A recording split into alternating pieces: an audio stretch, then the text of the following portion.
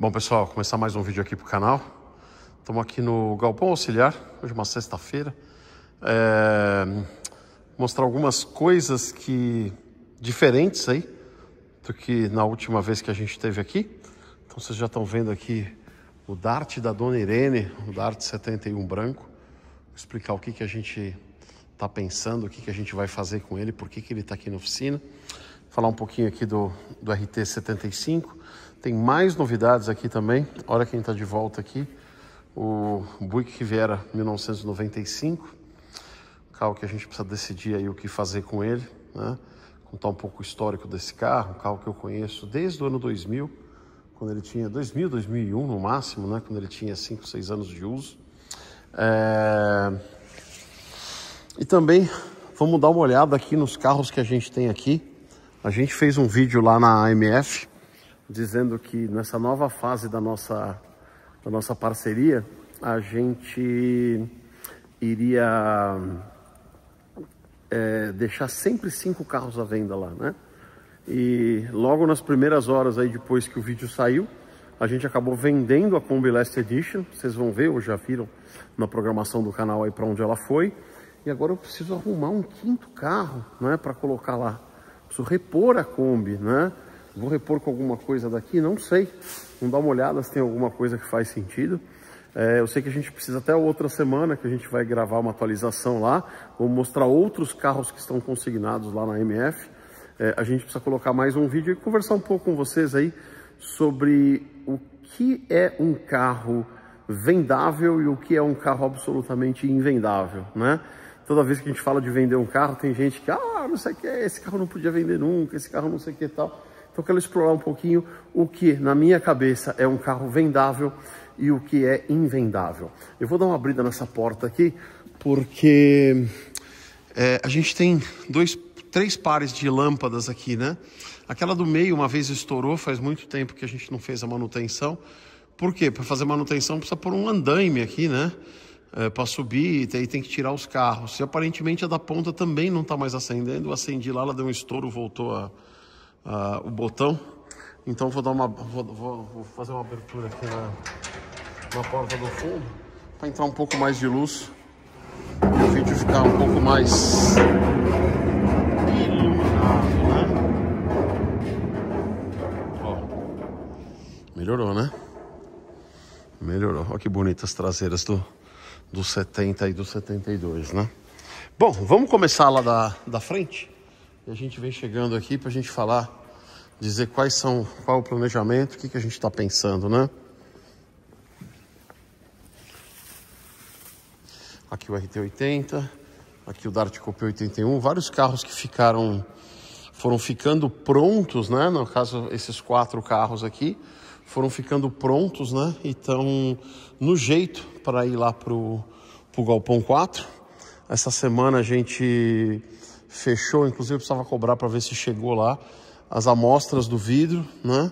E as amostras do vidro de quem tem o vidro em quantidades e preço para atender, né? Não adianta a gente pegar a amostra para ver e depois o cara não tem a quantidade, né? Foi um dos problemas que a gente teve, muita quantidade de vidro.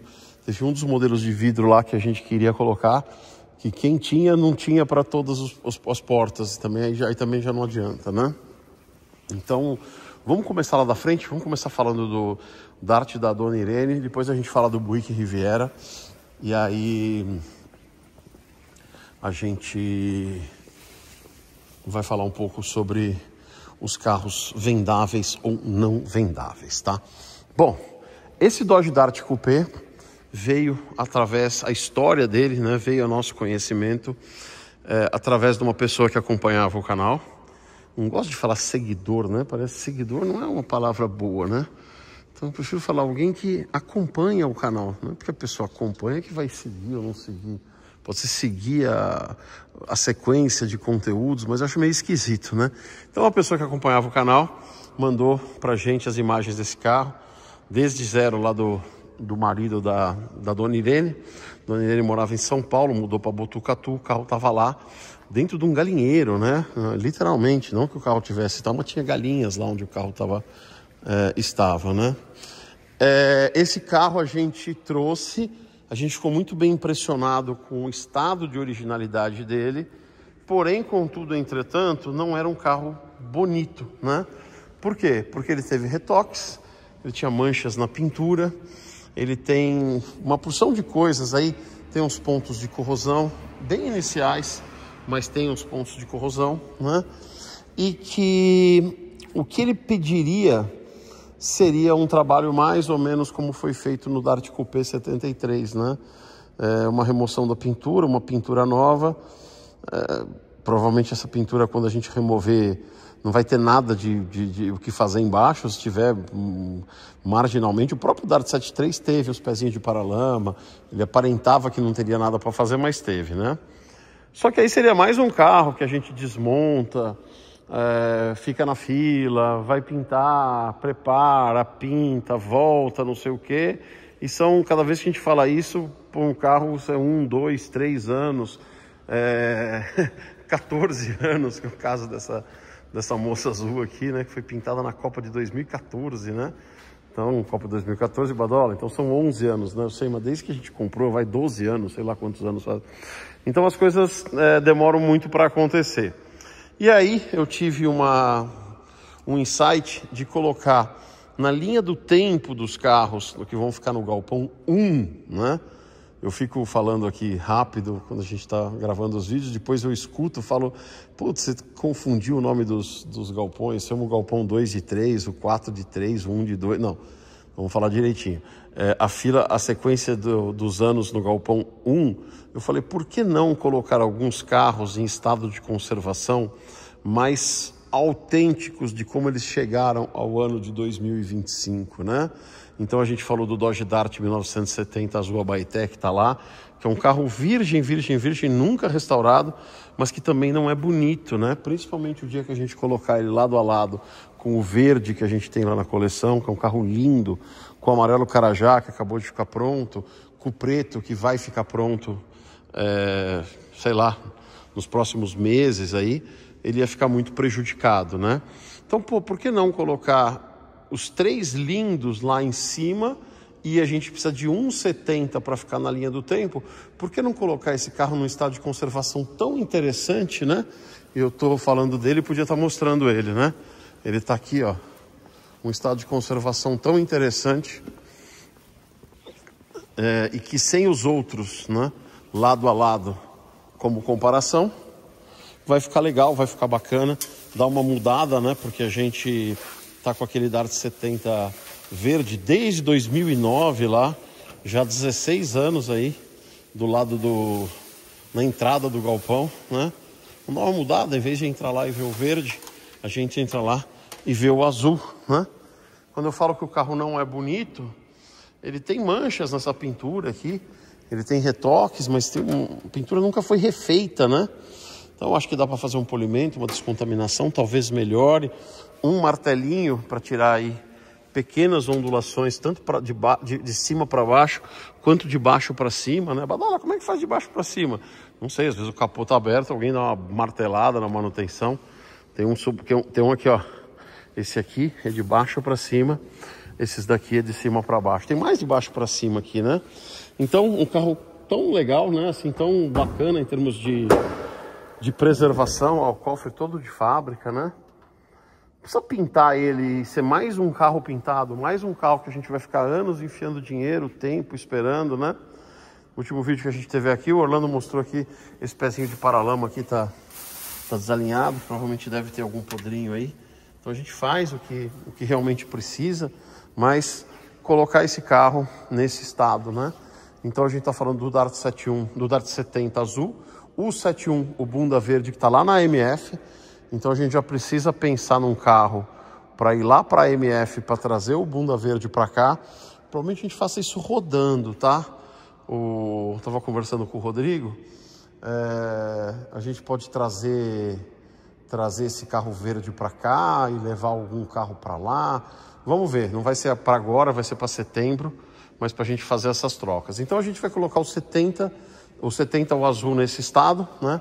Quando você compara com esse carro recém-restaurado, né? Tá tão embrulhadinho aqui que eu não vou abrir. Mas vocês cansaram de ver esse carro aqui, todo o processo de restauração. Então vai ficar legal, vai ficar o 70, o 71 verde imperial, né?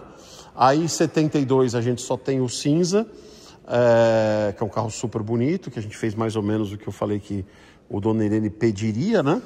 O 71 Coupé, não, pulei o 71 Coupé, vai ficar o 70, o 71 sedã bunda verde e o 71 branco Dona Irene, né? Aí vai ficar o 72, o cinza chumbo, 72 sedã, o prata que está aqui, não tem a menor condição da gente fazer isso, um carro que realmente precisa passar por restauração.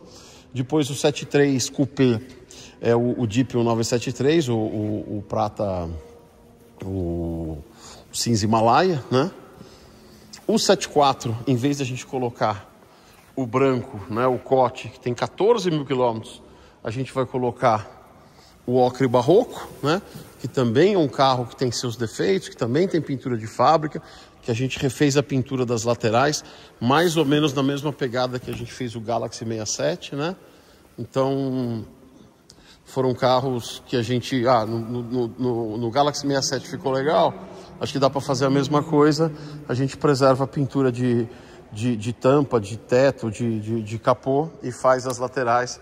Eu acho que o resultado ficou bem bom, assim, ficou bem adequado aí para o que a gente queria. E agora só falta trocar o banco dianteiro que está lá na oficina. Vou ver se a gente traz para cá a próxima vez que a gente vier de picape, né? E a gente coloca ele e libera o branco para ficar lá em cima, né? Então, basicamente, é essa ideia de colocar esses carros mais sobreviventes e menos restaurados, né? Lá na linha do tempo. Agora vamos ver como é que esse carro reage aí aos trabalhos que vão ser feitos, né? Essas manchas no capô aqui, eu não sei o que vai dar para melhorar, se vai dar para melhorar grande coisa. Aí também, vai pintar o capô, putz, aí já não vai bater, o resto vai ficar... Aí começa aquela história de não conversar, né? Vamos ver como é que reage essas manchas aí a polimentos, né? Aqui vão ser colocados os emblemas de novo. Quando ele veio meio banguela, veio alguns dentes aí, algumas letras aí faltando, né? Eu tô falando com vocês e olhando aqui esses bancos de Le Baron. Eu já não lembro o que eram esses bancos de Le Baron aqui. Se eles estão a mais, o que é. Se foram bancos que vieram em lote de peça. Eu já não lembro mais o que é isso aqui, porque que eles estão aqui, né? Bom, aqui uma das coisas que a gente queria manter nesse carro é a questão... Ó, o assoalho tem um podre lá que vai ter que fazer, a gente vai levar na oficina para fazer, vamos dar um ferrox em tudo isso aqui para eliminar todos esses inícios de corrosão, mas é tudo original, tá vendo? Então a gente quer manter esses bancos, ó, tá vendo como curvinha brilhante? Não tem esse curvinho. A gente vai fazer, a gente consegue replicar a costura, mas fica um curvinho fosco, um negócio que você bate o olho e fala, ixi, já mexeu, né? E esse banco aqui, ele tem uns descosturados bem aqui embaixo do motorista, né? O Orlando conseguiu uns pedaços originais e aí a Samantha vai tentar fazer uma mágica aí para tentar aproveitar isso daqui. Ele tá meio fosco aqui, acho que precisa primeiro dar um talento para ver se ele volta esse brilho mesmo, para depois fazer a substituição desse pedaço, mas acho que tem tudo aí para dar certo, né? Tem tudo para funcionar e para ficar legal. Acho que as maiores dúvidas aí realmente são esse capô, essas manchas no capô, nos dois capôs, né? No capô do motor, na tampa do motor e na tampa do porta-mala. Na tampa do porta-mala aqui nós vamos fazer um trabalho também você viu que é só oxidação, não é podre, né? De remover isso aqui, aplicar um ferrox, passar um fundinho branco com pincel mesmo, porque se começar a desmontar, aí já não vai fazer sentido o que a gente está fazendo, né? Aqui no porta-mala a mesma coisa, eliminar essas corrosões aqui e estancar qualquer processo de apodrecimento do carro, né? Agora o carro é quadradaço, né? Quadrado, vincado, magrinho, né? do jeito que a gente gosta, né? Bom, do lado dele aqui está o RT75 amarelo Montego, praticamente pronto, né? Esse é um carro que vai chamar muita atenção lá no Galpão 4. Dojão amarelo, né? Dojão amarelo, sonho de consumo quase unânime, né? Ó, aqui os bancos ainda com forração de fábrica, né? Realmente o carro ficou bem autêntico. Tá com aquele cheiro de couro velho, né? Muito legal. Esse carro tem vídeo no canal. Quando a gente comprou, ele parecia que iria precisar só de um batonzinho. Depois a gente viu, ele tinha uma longarina meio desalinhada. Falei, ixi, então esquece o batonzinho. Acabamos fazendo o carro inteiro. O carro foi feito funilaria numa outra oficina, foi pintado aqui na oficina do Chicão. Quando foi para montar lá no Paulo, bati o olho em algumas coisas e falei assim, não, para a montagem. Aí o Ventania ainda tentou dar uma melhorada no cofre, eu falei, não, o problema é mais embaixo. Trouxemos de volta aqui, removemos toda a pintura, desmontamos aí, cortamos as caixas de ar, né? Realmente achamos um monte de coisas que estavam mal feitas, pinta o carro de novo e agora o carro está bem feito, agora o carro está direitinho, do jeito que tem que ser, né? Agora realmente está um RT75 amarelo Montego, original e top, placa J, tá? Ó, nossos amigos gaúchos da placa I, a placa J também, comecinho dela, lhes pertence, né? Esse carro veio da cidade de Paraí, né? Tinha a placa de Paraí. Não confunda com Itaqui, que é onde vieram aqueles carros que a gente pegou no desmanche. E nem confunda com Maraí, que é onde veio o nosso SE75 amarelo Montego, né? Com isso a gente vai conseguir fazer um negócio bem legal, ainda não, mas quase, né? De ter o LS75 amarelo, a gente tem um pronto lá no sítio, tem um praticamente pronto também, o pronto lá com o Serginho da época, a gente só não conseguiu pegar. O SE75 e o Dart Coupé amarelo Montego, todos na cor amarelo Montego, né? O Dart Coupé que está um pouco mais atrasado, não foi pintado ainda, a gente acabou não priorizando ele em relação a outros, tá? Então, muito legal aí, o carro ficando pronto, realmente está muito bonito, né? Bom, vamos falar um pouquinho do Buick Riviera. Esse carro, começo dos anos 90, quando abriu-se as portas da esperança, a gente começou a ter carros importados de tudo quanto é lugar, e aqui a gente tem uma amostra disso, né? Por advento ali do Plano Real, o governo baixou a alíquota de importação de 70% para 20%, e ainda com uma paridade forçada, né, do real em relação ao dólar. O dólar chegou a valer menos que o real, porque a paridade era 1 para 1, mas aí até trocar, não sei o que, o cara acabava dando mais valor aí para o real, que chegou a valer, o dólar chegou a valer 85 centavos, né, de real.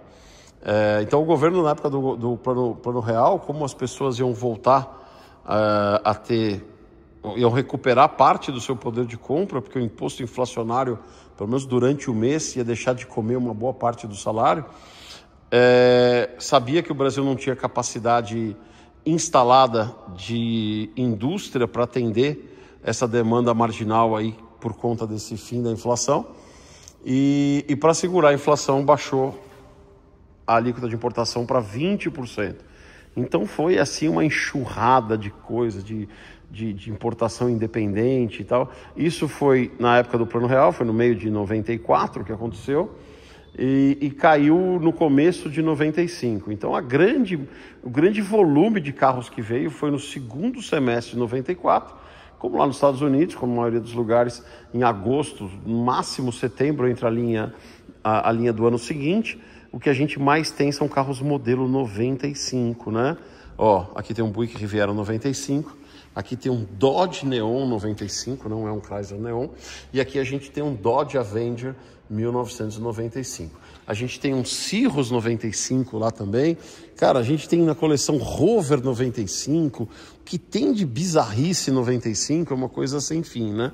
Ah, Badola, mas tem uns 92, 93. Cara, isso vinha muito pouco volume, né? Você pega, por exemplo, o Chrysler Concorde, né? Você pega o Chrysler Vision, né? São carros que vieram um pouquinho, tem um ou outro, né? Mas em 95 não, 95 foi uma enxurrada, né? Por conta dessa redução aí nos custos de importação, né? Então, eu para me atualizar, porque era difícil, mesmo gostando tanto de carro e consumindo tudo que era literatura possível e imaginável, era difícil atualizar, não existia internet, né? Então a gente comprava a Motor Trend, Car and Driver com o Buyer's Guide, né? Eu gostava mais da Motor Trend do que da Car and Driver, mas às vezes eu comprava os dois. E o Buyer's Guide mostrava todos os carros, era um guia de compra, né? Todos os carros daquele ano modelo, normalmente saía lá para agosto, setembro do ano anterior, né? E aí eu me lembro, numa dessas revistas americanas, a propaganda de lançamento do Buick Riviera 95. E eu fiquei louco, falei, nossa, um cupê, 2 portas, as fotos eram lindas, né? Do carro em túnel de vento, com CX, acho que 0,35, que era baixíssimo, não só para a época, mas até hoje, né? O pessoal desencanou um pouco do CX, mas na época, nos anos 90, se falava muito do CX, né? E eu mandei uma carta para a General Motors dos Estados Unidos pedindo um folder, né? Isso era comum nas revistas, se você tinha aquele cartão resposta, que se você se interessasse por determinado modelo, você mandava o cartão resposta comercial em português, né? E a gente... e às vezes no Brasil, nos Estados Unidos, todo mundo, às vezes eles mandavam aqui para o Brasil. O catálogo do Buick Riviera, que eu tenho até hoje, endereçado da General Motors do Canadá, veio da General Motors do Canadá, não sei porquê, da General Motors do Canadá para a minha casa, o endereço da casa, na casa dos meus pais, veio um baita de um catálogo cheio de adesivos dizendo: esse carro não foi feito para o seu mercado, procure um concessionário GM local e ele vai te indicar uma boa opção que te cumpra as mesmas, sei lá, as suas necessidades que você identificou no Buick Riviera 1995, né? Eu fiquei pensando, nossa, um carro 2 portas, tal, o que eles vão me oferecer? Um cadete, né? E o tempo passou, passaram-se mais de 30 anos, né? Isso foi em 94, nós estamos em 2025, passaram-se 31 anos, mas nesse meio do caminho, lá por 2001, talvez o Jafé saiba melhor do que eu, 2001 esse carro apareceu anunciado e ele estava num estacionamento do lado de uma estação do metrô, aquelas tipo Santa Cruz, Praça da Árvore, não sei exatamente qual dela, aquelas que vão lá pela Domingos de Moraes lá, né? Era um sábado, eu marquei com o Jafé, nós fomos lá, fomos juntos, né? Fomos ver esse carro e estava anunciado esse carro e um Cadillac Seville vinho North Star, muito bonito também, né? Eu olhei o carro, na época não fazia sentido para mim, não tinha dinheiro para comprar o carro, né? Mas fiquei louco, né? Eu fui ver porque era um carro que eu tinha ficado louco quando eu tinha visto os anúncios, quando recebi o catálogo, mas nunca tinha visto, né? Um outro, até porque, ao que consta, esse foi o único que chegou no Brasil na época, né?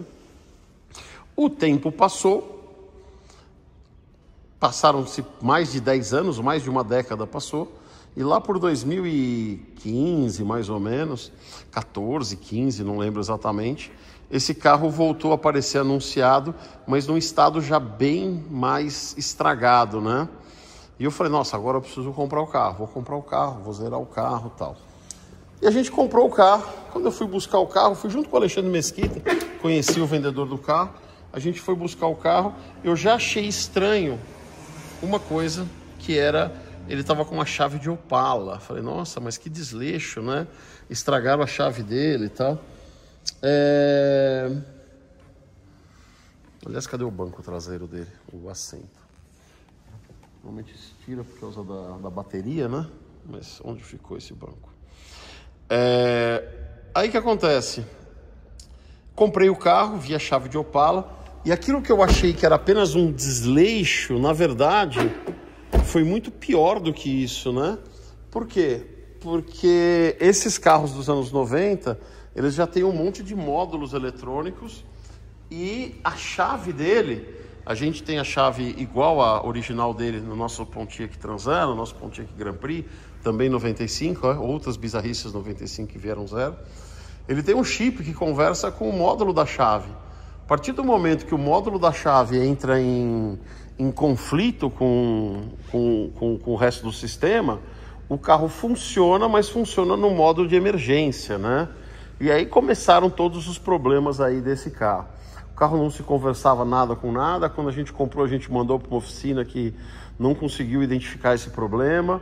Depois a gente mandou esse carro para o Andrew também, foi levado para um outro lugar que, acharam que era melhor colocar uma injeção programável, uma coisa que eu não gosto de fazer. A gente busca a originalidade do carro. Quero fazer um projeto, ótimo, usa a sua injeção programável. Mas a gente quer restaurar os carros originais, né? Então não fazia muito sentido. E aí o carro foi pingando de lá para cá, pingando de lá, até a gente chegar no Juninho. O Juninho a gente teve na oficina dele lá em Atibaia. E a grande coisa do Juninho, o primeiro conhecimento dele, a disposição dele de mexer no carro, mas um grande diferencial que ele tinha é que ele estava acabando de vir dos Estados Unidos, né? Onde ele tinha passado um bom tempo trabalhando com mecânico, então ele tinha muitos contatos lá nos Estados Unidos, para ir atrás de peça, para ir atrás de informação, para o que mais fosse necessário, né? Então o Juninho fez um trabalho muito legal no carro, conseguiu pôr o carro para funcionar. A gente agradece muito ele, mas o carro ainda não está pronto, né? Tem uns paus de elétrica aqui que a gente precisa arrumar algum autoelétrico para fazer. E tem uma questão que tem uma trava da coluna de direção que estava quebrada, né? E o Juninho conseguiu dar uma solda, mas, cara, até a recomendação dele é não manobra o carro parado, né? Cara, dá um medo de andar com o carro nessa situação. E esse carro é um carro que não se encontra nem em desmanche lá nos Estados Unidos, e um monte de coisa exclusivo dele. Então a gente não conseguiu achar essa peça lá nos Estados Unidos. Por uma bizarrice, contei para vocês que esse carro, ele foi o único que entrou novo, né? Entrou um carro muito recentemente, sei lá, talvez há 10 anos atrás, com admissão temporária e foi abandonado no sul do Brasil. Então o carro estava lá disponível, o cara queria vender o carro sem documento, porque a admissão temporária já tinha vencido, né? Pra gente era complexo pegar o carro inteiro para tirar uma peça da coisa. Tentamos comprar a peça, era difícil de falar com a pessoa. Acabou que a gente não conseguiu pegar essa peça da coluna, além do que era um ano diferente, né? Esse carro é 95, que estava lá em 96 ou 97, não sei se poderia ter mudado alguma coisa, muito provavelmente não. Mas fato é que o carro ainda não está de uma forma que a gente diga, agora zeramos mecânica, agora vamos andar com ele, vamos ver se o carro empolga. E o que aconteceu nesses anos todos, né? De 2015 até 2025, nesses 10 anos, nessa década que se passou com a gente apanhando do carro, aconteceu que esse carro fez 30 anos, né? Então hoje seria muito mais fácil a gente comprar um Survivor nos Estados Unidos, que nos Estados Unidos tudo foi produzido em números muito grandes, né? As escalas de produção nos Estados Unidos são muito grandes, e a gente faria muito mais sentido o que gastou, o que ia gastar, traz um Survivor tudo bonitinho, cheirosinho e tal, do que continuar insistindo nesse carro. Mas a gente já fez tanta coisa que provavelmente a gente vai ter que agora dar uma respirada, ver como é que a gente dá sequência aí. Outra coisa que eu não falei, né? Esse carro, quando a gente comprou, aquelas coisas bizarras que só acontecem com a gente. Esse carro veio com rodas de M-Lotus, né? Aí a gente conseguiu comprar as rodas originais com um amigo nosso aqui que mandou as rodas para casa da tia. A tia foi despachando uma por uma, foi chegando, a gente foi pagando o imposto, né? Mas a gente conseguiu aqui as rodas originais. Eu consegui comprar também aquelas assinaturas Riviera que vem aqui, que nunca tiveram no carro. Consegui também um emblema desse, novinho, usadinho, mas igual zero. Tá tudo na minha casa. Comprei no eBay, tava na casa de um amigo meu em Miami, fui mandando tudo para lá. e trouxe essas pecinhas todas. Então a gente tem aí os recursos para zerar esse carro, né? O problema é que a gente agora precisa pegar um autoelétrico de confiança que vai ter vontade de entender o esquema elétrico desse carro, né? Paciência de fazer esse carro. Depois a gente vai ter que resolver o para-brisa dele, né? Que está trincado. Nesse meio tempo, o Juninho foi pedindo as peças pra gente. A gente comprou um monte de coisa, o módulo da chave, a chave original. Foi feito um monte de coisa. O Juninho fez um trabalho muito bom nele, que a gente agradece aí demais. Mas agora saiu do escopo dele aí, de autoelétrico, né? Agora a gente precisa achar alguém aí que vai se debruçar no carro, que vai entender, vai pegar a literatura. Eu abri o cofre aqui e não mostrei, mas eu não sei em que ordem eu vou soltar os vídeos no canal. Não, vocês vão ter visto já. A gente mostrou a garagem do meu amigo Eduardo lá em Farroupilha, né? E a gente mostrou lá o motor do Ômega australiano 2000, o Prata Orion, né? Com 60 mil quilômetros, carro novinho. É exatamente o mesmo motor 3.8 Buick. É o motor que equipou os Ômegas australianos de 99 até 2004 aqui no Brasil. A diferença é que no Buick Riviera, nesse caso aqui, ele é montado de forma transversal, porque esse carro é tração dianteira, né? E no Ômega ele é montado longitudinal, porque é tração traseira. Não é só essa a diferença, né? A outra diferença vocês estão vendo aqui. O Nacional, o australiano que foi vendido no mercado brasileiro, ele é um motor aspirado, enquanto esse é um motor que tem um supercharger para dar uma respirada melhor aqui, né? No motor 3.8 Buick, né? A gente tem lá o Ômega australiano 99 com chassi super baixo, lá o branco com teto solar. Em algum momento a gente quis fazer uma comparação dos dois e tal, mas cara, a gente não conseguiu evoluir o suficiente nem em um carro nem em outro para um dia poder fazer essa comparação aí colocar um do lado do outro, né? Os dois motores 3.8, um montado longitudinalmente, o outro montado transversalmente, um com supercharger, o outro aspirado, um com tração dianteira, outro com tração traseira. São aquelas diversidades automotivas sem sair da GM, hein? Sem sair da mesma montadora com o mesmo motor. Então agora vamos dar uma respirada, ó, a gente precisa... Esse farol aqui tá legal, esse farol aqui tá terrível, né? Pisca também tá lento. A gente vai precisar do autoelétrico, vamos precisar fazer o para-brisa dele, que vai ser muito mais... Para trazer um para-brisa, se achar lá nos Estados Unidos vai ser caro. E depois aconteceu uma coisa bizarra, né? Falar do Andrew de novo. O Andrew deve pegar o Ômega branco, ele tá com o Ômega 2000 preto Phantom.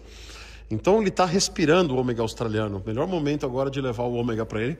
Conversei com ele da gente pegar o regente de novo, porque tem peças que a gente não conseguiu. A gente leva o regente para a MF, deixa o regente lá, leva o Ômega para casa dele.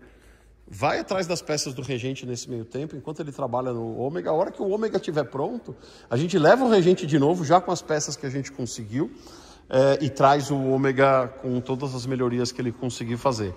Mas esse carro ficou na mão dele e foi justamente ele que identificou um negócio. Quando eu comprei esse carro, eu levei ele direto para uma garagem num subsolo de um hotel que ficava atrás do meu antigo escritório, lá onde tem o zelador chato, né?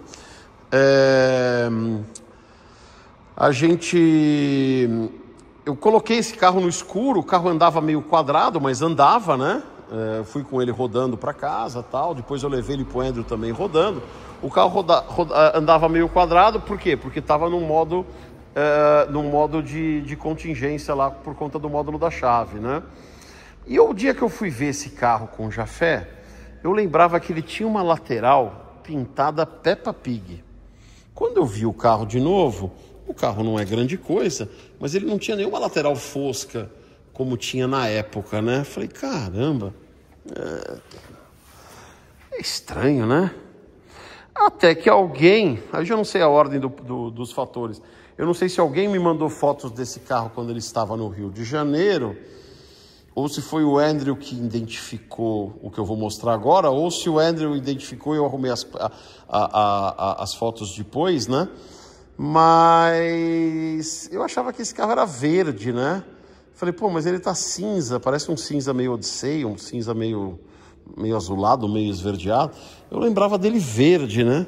Até que as fotos que apareceram, e o Andrew identificou um negócio que eu não sei como é que eu não tinha visto, de tão gritante que está na cara da gente.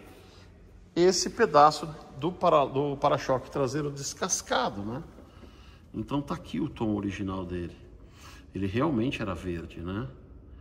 O carro era verde, foi pintado desse cinza, sabe-se lá por quê. Talvez porque a lateral estava meio feia, o cara foi pintar, não gostava de verde, era corintiano, sei lá qual que era do cara, resolveu pintar o carro de cinza.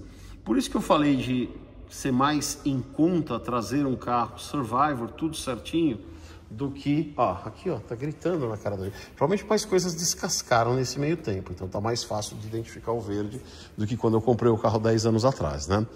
Então, seria mais fácil a gente trazer um carro Survivor desse custa $10 mil nos Estados Unidos, do que enfiar mais tempo, dinheiro, energia nesse carro, né? De fazer tudo o que precisa, de fazer o para-brisa, de fazer parte elétrica, depois de desmontar tudo, remover essa tinta, pintar de novo. Aí quando vai pintar precisa de pestana, precisa de borracha, de vidro, dos acabamentos aqui, porque esse para-brisa já é colado, mas ele vem aqui uma borracha também de acabamento, né? Um monte de coisa que vai se fazer necessário. Você vai gastar, sei lá, talvez a mesma coisa do que trazer um carro pronto dos Estados Unidos. Ah, então você vai trazer um carro pronto. Não, já passou a vontade de ter esse carro. Então, dentro dessas variáveis todas aqui, o mais provável é que a gente deixe o carro meio quieto agora, até a gente pensar aí qual que é o futuro dele, né? Mas não foi um carro que a gente acertou muito nas nossas escolhas, nas nossas decisões aí até os dias de hoje. Faz parte, nem sempre a gente acerta. Graças a Deus a gente tem acertado mais do que errado, mas a gente erra bastante também. Tem um episódio aqui da saga dos Opalas que a gente gravou essa semana, que vocês vão ver um baita erro que a gente cometeu, mas a gente não tem nenhum compromisso com o erro, então a gente vai mostrar tudo tintim por tintim, né? E vamos ver o que acontece. Conversando com o nosso amigo Luiz Romanha, que foi quem vendeu a Blazer pra gente, a gente estava falando, né, do custo fixo elevado para trazer esses carros baratos, né? Por exemplo, você vai trazer um carro de, sei lá, vai trazer um Hellcat de 70, de 80, 90 mil dólares e tal. Os custos fixos não são tão relevantes, né? O custo do transporte, o custo interno, a consultoria da pessoa que faz todo o processo pra gente, né? Quando você dilui esses custos fixos num carro mais caro, não é uma coisa que atrapalha muito. Mas quando você pega um carro baratinho, fica quase que inviável, né? Eu lembro que uma vez eu passei por Renato, uma Oldsmobile Vista Cruiser 91, né? Custava $3 mil, o carro chegava aqui por 100 e tralalá, né? É muito caro, né? E aí, conversando com o Luiz, se a gente achasse um jeito de trazer esses carros mais baratos e tal. O Luiz comprou muito essa ideia, ele comprou um Lincoln essa semana, alguns dias atrás, e aí ele esbarrou no primeiro problema. As coisas dos Estados Unidos estão super inflacionadas, né? Que 50% dos dólares que estão rodando nos Estados Unidos hoje foram emitidos de 2020 para cá, nos últimos 5 anos. Então você tem uma expansão da base boletária que acaba trazendo o aumento dos preços generalizado, né? As coisas estão muito inflacionadas, bens, serviços, tudo.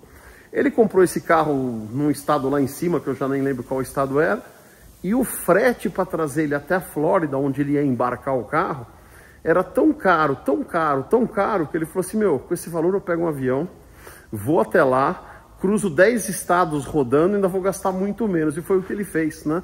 Então, não sei quem está acompanhando aí, eu compartilhei lá no Instagram a viagem deles aí, já estava em Nova York ontem, disse que o carro é um espetáculo, né? Então ele está tentando trazer esse Lincoln de $10 mil do preço mais barato possível, economizando em cada linha. Vamos ver como é que chega aqui e ver o que a gente frete também. Uma coisa, está trazendo um carro zerado, trazendo um Hellcat de $80 mil.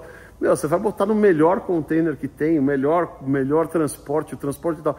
Você vai trazer um carro de $5 mil, $6 mil, $7 mil, tem que trazer com mais barato. Até porque o custo do frete junto com o custo, com o valor do bem, é a base de todos os impostos, né? Então, se você consegue economizar no frete para trazer o carro, você vai economizar em toda a cascata, né? Então, isso que o Luiz está fazendo, a gente está acompanhando. De repente, quem sabe a gente não acha um caminho aí para trazer esses carros baratos de até 10 mil dólares, com mais competitividade. Aí um dia a gente pode trazer um Riviera novo, né? Enquanto isso, a gente fica aí, dá uma respirada, vamos pensar o que a gente vai fazer, até porque a gente tem muita coisa ainda para fazer. Bom, por conta do SE72 branco, que chegou lindo, cheiroso, vocês viram no vídeo como eu fiquei feliz com aquele carro, a gente já combinou com o Rani que quando ele terminar o SE72, o SE72 não, o Dart Coupé 81 verde, a gente vai pegar esse carro aqui para fazer. Esse carro é um carro muito bom para deixar ele feio assim, né? Feio, misturado de cores e tal. A gente vai fazer esse carro e provavelmente depois na sequência também vamos ver se a gente faz esse SE aqui do seu Ibrahimo e a gente resolve a nossa vida com os SEs. Ninguém mais fala de SE, até um dia tem que falar de Dojinho SE, mas aí é outro problema que eu não sei quando é que a gente vai endereçar, tá? Bom, então falamos aí do Dart da Dona Irene, o que a gente está fazendo, o que a gente não está fazendo, o que a gente quer fazer, o que a gente não quer fazer. Falei do Buick Riviera, de toda essa história aí. Mais uma vez, Juninho, super obrigado aí por tudo, por ter pego o desafio de pegar esse carro tudo desmontado, tudo chechelento, tudo cheio de gambiarras feitas e desfeitas, né? E agora a gente vai ver como é que a gente dá sequência daqui para frente, né? E o terceiro ponto é o seguinte: a gente precisa achar um carro. Eu não sei se a gente vai achar aqui. A gente precisa achar um carro para vender lá na AMF. Eu falei que vai ter sempre 5 carros à venda, né? E a gente precisa achar um. Eu não sei se vai ser aqui que eu vou achar. Talvez vai ser lá no sítio, né? Tem até alguns candidatos para vender, mas aí conversar um pouco com vocês também sobre os critérios, né, de carros à venda e carros não à venda, né? Vou dar alguns exemplos, tá, do que é um carro vendável e do que é um carro invendável. Eu coloquei o Maverick GT 75 à venda, né? Muita gente ficou brava, nossa, mas é o único GT, não faz sentido você pôr o GT para vender e ficar com os 4 portas, tal. E aí, eu vou dizer o que realmente acontece, né? O Maverick GT é um carro muito legal, um carro muito bacana, um carro com todos os predicados possíveis, né? Mas é um carro que eu consigo repor em algum momento. Uma hora, em outros tempos, não sei o que e tal, já passaram outros Maverick GT para a gente pegar, para a gente fazer, para a gente restaurar, né? Então, pô, como a gente restaurou esse 4 portas aqui? Por que a gente restaurou esse 4 portas? Porque o Luciano, nosso amigo lá de Porto Alegre, contou a história. O carro era do tio dele desde zero, que estava parado numa garagem há não sei quantos anos, que estava bem podre, que a gente não sabia se o carro ia sair inteiro ou não, mas era um V8 original, não sei o que. Eu adorei a história, falei, vamos fazer esse carro, né? E, ó, os botõezinhos já foram pro Rodak, tá? Rodak, mais uma vez aí, super obrigado. Isso aqui é o cuidado do Júnior aí, para os pinga-pinga não pingarem no nosso banco, né? Então a gente fez esse carro e foi um processo muito legal, né? Foi um processo bem bacana, um monte de peça nova, o carro fluiu bem, o carro andou bem lá na funilaria e pintura, o carro deu uma enroscadinha no elétrico, né? Mas o carro fluiu bem, tudo que a gente fazia nele parece que ia bem, né? Então, a gente pode fazer isso com o Maverick GT em algum momento da vida. E o Maverick GT é um carro que tem um preço que ajuda a gente a manter as coisas andando, né? Cara, essa estrutura que a gente tem aqui tem um custo alto de manutenção para a gente continuar fazendo os carros, continuar melhorando os carros, restaurando os carros, né? Alguns carros a gente vai melhorando, como esse Chrysler Vision aqui que a gente comprou nas profundezas do Vale da Morte, né? O carro já estava sendo vendido para peças, mas quem vai comprar uma peça de um carro? Você não tem carro para usar as peças, né? Então a gente vai restaurando os carros, a gente vai melhorando os carros.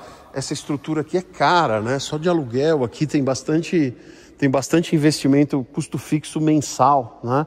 De aluguel, de limpeza, de tudo isso. Então, a gente precisa de vez em quando desfazer de alguma coisa para dar sequência. E o Maverick GT é uma coisa que a gente pode repor em algum momento, né? Um carro tal. Vamos trazer para o universo Dodge, né? Por exemplo, esse RT80 marrom Calcutá. Esse carro é um carro absolutamente invendável. Repito, absolutamente invendável. Um carro único nessa configuração, um carro que foi o último carro produzido, que a gente durante 10 anos, eu fui para Caruaru 2 vezes atrás do carro, consegui umas rodas dele de volta. Durante 10 anos eu fiquei namorando o carro, tentando comprar. Comprei, paguei caro no carro e agora o carro está aqui, lindo, espetacular. Esse carro é um carro muito importante para a nossa coleção de Dodges. Então esse carro é um carro absolutamente invendável. O RT80 preto, né? Por mais que as pessoas falam, mas que decadência, o último RT, não tem flauta, não tem couro, não tem não sei o que e tal.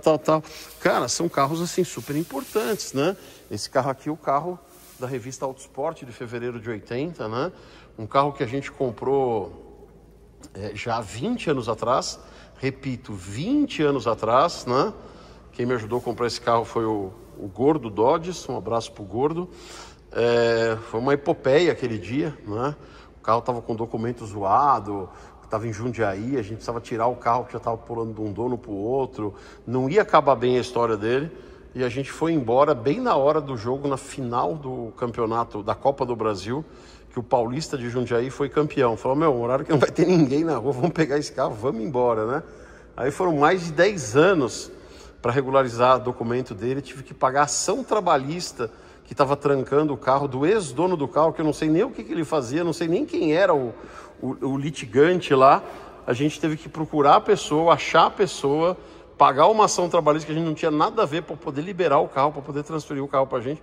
Esse carro é um carro absolutamente invendável, né? Aí você chega aqui, é onde eu vou chegar na comparação com o Maverick GT. Aí a gente vê esse RT75 amarelo Montego, que é um carro lindo, um carro super desejado, um carro que ficou espetacular. Esse é um carro que, se precisasse, eu venderia ele. Badola, você está vendendo o RT75? Não, não estou vendendo o RT75. Esse carro vai ficar super bem lá no Galpão 4. Mas, cara, RT75, a gente tem bons RT75 na coleção. A gente tem um RT75 castanho Corsa, com vinil de fábrica ainda, com interior de fábrica, um carro super legal, a gente sabe todo o histórico dele, está com a gente já há muito tempo. Tem um RT75 vermelho Azteca, que foi um baita de um salvamento. O carro estava no desmanche ferrujão, mas tinha um motor de plaqueta ainda, a plaqueta nunca tinha saído do lugar. Conseguimos recuperar o documento com o filho do falecido dono. Foram anos também brigando, tivemos que reabrir o inventário para enfiar o carro. Então a gente tem RT75 muito bom. Se a gente precisasse, esse seria um carro vendável. Por quê? Porque RT75 de vez em quando aparece, né? Cada vez mais difícil, cada vez mais caro. Carros que a gente tem que fazer de novo, como foi o caso desse, né? Em relação a quando a gente comprou. Mas é um carro que tem um valor agregado alto e ele pode ser reposto em algum momento. Então, Badola, você está escolhendo esse carro para vender? Não, não estou escolhendo esse carro para vender. Mas estou dizendo que esse é um carro que poderia ser vendido, né? Então, esse é o critério. Aquela coisa que é irreplicável e que a gente faz muita questão, porque tem coisas que são irreplicáveis e que a gente não faz tanta questão, né? Por exemplo, a Kombi Last Edition. Tem um monte de Last Edition aí, mas aqui eu comprei zero, que tem o certificado, a cartinha no meu nome, não sei o que e tal. Ela é absolutamente irreplicável. Badola, mas por que você vendeu? Porque não é o core da coleção, né? A gente acha legal, a gente acha bacana, mas não é a raizona da nossa coleção, né?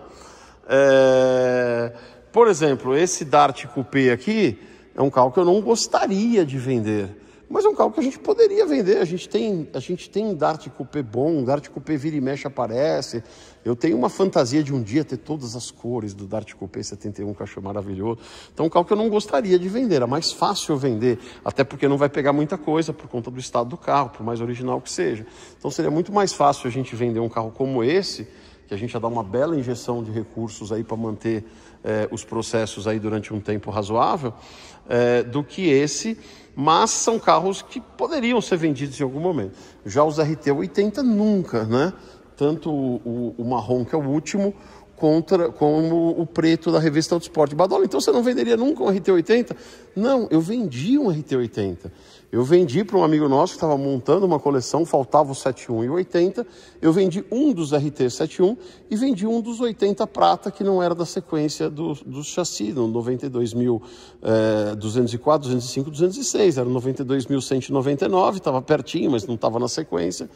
Eu estava precisando vender por conta das obras do Galpão 4, a gente vendeu, né? Então esse é o critério, é aquilo que pode ser... Olha o banco do Buick aqui, ó. Tá com a estrutura meio zoada, né? De tanto ficar tirando e pondo por conta da bateria ficar embaixo dele.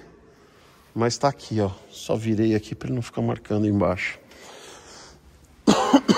Então, é isso que passa na cabeça da gente, né? Então... O Maverick GT a gente colocou à venda, não foi vendido ainda por conta disso. Mesma coisa o Dart Coupé 81, não venderia o Dart Coupé 81. Um de 10, né? A gente está com 5, os outros 2 a gente sabe onde está, 3 foram desmanchados, já estão todos mapeados, né? O carro ficou tão bonito, tão legal. Não é um carro que eu venderia. Ah, mas tem do outro, não sei o que tal. Cara, é o conceito da coleção, né? Aí você começa a fazer coisas que acabam desmontando aí o conceito da coleção. Por isso que a gente colocou, por exemplo, o Maverick GT à venda, tá? Badola, você colocaria o amarelo podrão? Cara, não, porque foi um carro que marcou tanto a gente. Apesar dele não ser tão importante para o core da coleção, foi um carro que fez o canal mudar de patamar, ficou super gostoso de andar. Tem toda a história, tem essa história de que a gente passou o carro para o nome do seu Bruno, ainda para o primeiro dono e depois para a gente. Eu não venderia esse carro, seria mais fácil eu vender o bicolor, que acabou de chegar, que é mega raro, do que esse carro que a gente refez todo, né? Mas olha, então você vai vender o bicolor? Não falei isso, estou falando de possibilidades, né? Bom, aqui eu acho que não tem nada para a gente colocar, pelo menos no curto prazo aqui na MF.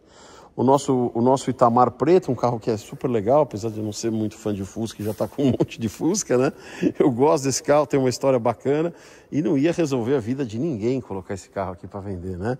O Golf da minha mulher não posso, não é meu. Esse carro eu dei de presente para minha mulher.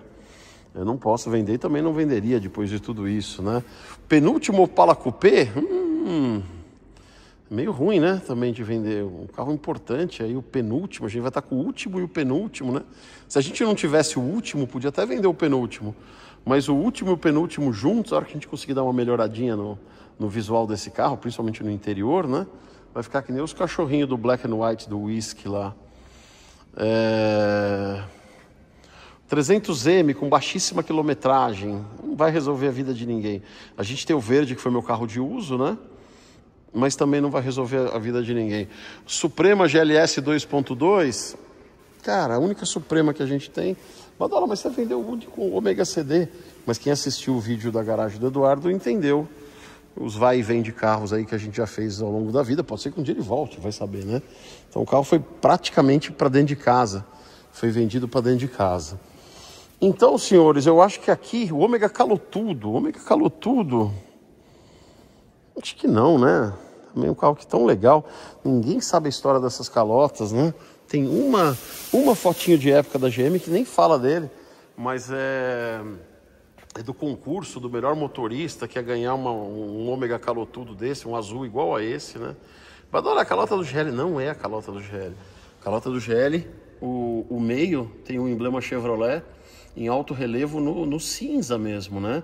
Essa aqui não, essa aqui tem um embleminha, essa aqui é só do GLS Pé de Boi, né? C1416 não, C1416 não tirei nem a capa dos bancos dela ainda, né? O Neonzinho Coupé já tem o lugar dele marcado, o Ascona conversível, pô, o carro que a gente que trouxe. Difícil, né? RT80 prata, vendemos o 92.199, mas os trigêmeos, né, 204, 205, 206, a gente não pode desfazer, né? O escortinho da dona, como é que ela chamava mesmo? Ai, meu Deus do céu. Esqueci o nome dela. Nossa, esqueci o nome. Tô vendo a cara dela, ouvindo a voz dela. E esqueci o nome dela. Dona Iona. Dona Iona. Dona Iona. Também, carro tão novinho, né? Vou vender esse carro por quanto, né? XR3 é um carro que não pegou preço, né? Um carro que eu quero andar com ele. Em algum momento. Bodola, você fala que quer andar e não vai andar. Ó, as veraneios. Veraneios. Talvez venderia a Rosé. Talvez venderia a Rosé, que é muito boa. Muito boa. Só que na minha cabeça, eu fico com a nossa Rosé. Eu falo, puta, mas não é igual a nossa, não sei o que tal. A Rosé, talvez, se tivesse uma proposta muito boa, venderia. Agora, a laranja bronze, não. A laranja bronze tem baixíssima quilometragem. Ela precisa de um batonzinho para ficar nos veraneios mais zero do Brasil, né? Tem 20 mil quilômetros. Nunca saiu lá do bairro, lá perto da oficina do Paulo. Carro muito bom. Ele tem um retoque mal feito no capô que com o tempo ficou fosco. Precisava refazer. Mas a Rosé, ela é zerada. Mas tem algumas coisinhas que me incomodam nela. Esses emblemas do lado, que não tinha. Não sei. A Rosé, o espectro da antiga que roubaram, né? A gente teve uma Rosé 73 de luxo, igual a essa, mas sem vinil. A de luxo podia vir com ou sem vinil. E quando ela vinha sem vinil, ela tinha os frisos do vinil, tá? Ela vinha os frisos do mesmo jeito, né? Esse carro foi furtado na porta da minha casa em 93 ou 94, na porta da casa dos meus pais. Quando fez 20 anos do roubo, eu comprei essa, que é uma das duas que existem, Rosé conhecidas, de luxo, Rosé conhecidas. Uma é placa D, não sei o que. Essa placa D, não sei o que, ela é muito linda, eu já vi em Lindóia. É linda, linda, linda. Mais parecida com a nossa, inclusive, visualmente. Mas os bancos dela estão meio mal feitos, né? Essa daí tem os bancos originais, só que com os remendos, tal, que não tá muito bonito. Mas ela tem pintura de fábrica ainda, só que a pintura meio feia, meio estragada, tal. Então são as duas que tem, não tem outra. Não conheço outra Rosé, talvez tenha alguma descaracterizada, que teria que restaurar tudo. Mas a Rosé talvez é um carro que eu pudesse pensar em vender. Caminhão. O caminhão bombeiro nunca, em hipótese alguma. Vamos deixar lá no sítio, funcional. A baita história do dia que a gente foi comprar uma grade de D100 e aí fomos ver a grade do caminhão e aí compramos o caminhão inteiro em vez de comprar a grade. Com 7 mil quilômetros, venderia se tivesse uma boa proposta de alguém que gosta de caminhão, né? Caminhão diesel, tal. Eu não gosto tanto dele quanto o caminhão bombeiro, né? Apesar que ele tem muito mais valor, né? 7 mil nunca foi encarroçado no chassi, as coisas do chassi zero. Esse é meio irreplicável, né? Então não estou colocando à venda, mas eu estudaria uma proposta. Agora o caminhão bombeiro não, esse caminhão bombeiro ele é absolutamente invendável. O Chevrolet que está lá no sítio, cara, aquele Chevrolet agora eu não sei porque eu comprei ele. A gente não conseguiu transferir ainda, porque ninguém lá tem carta para chegar na cidade para fazer o laudo. Vamos tomar a multa de averbação. O Aguinaldo que ia levar lá porque tem carta, acho que não voltou mais lá no sítio para terminar o serviço. Talvez quando ele terminar a gente pede para ele levar. Mas aquele Chevrolet eu gosto, acho bonito, acho legal. Mas está meio fora aí também do negócio da coleção. Então pode ser que seja uma. Não é o que a gente vai levar para a MF. Não vou entrar com um caminhão lá no subsolo onde estava. Ou seja, para o quinto carro que a gente ia colocar à venda, não vai ser aqui no galpão auxiliar que a gente vai resolver esse problema. Nós vamos ter que ir lá no sítio escolher alguma coisa. Eu já tenho umas 3 coisas na minha cabeça que podem ser. Mas eu preciso olhar direito, olhar de novo, conversar com o carro.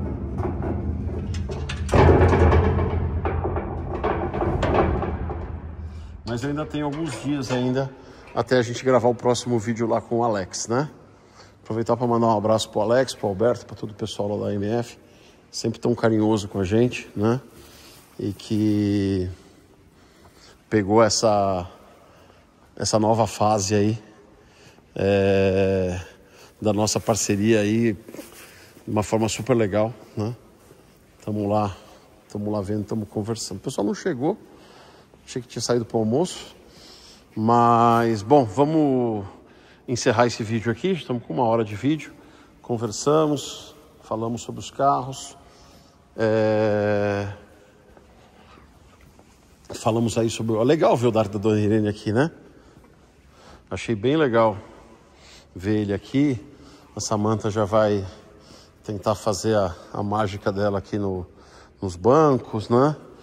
Vai tratar os inícios de podre, fazer esse buraco do assoalho e botar esse carro aqui para tirar esse carro lá de onde ele estava, né? Que lá ele está na fila, né? Ó, os argentinos estão aqui também. Provavelmente o Ronaldo está olhando o freio, as calotas dele.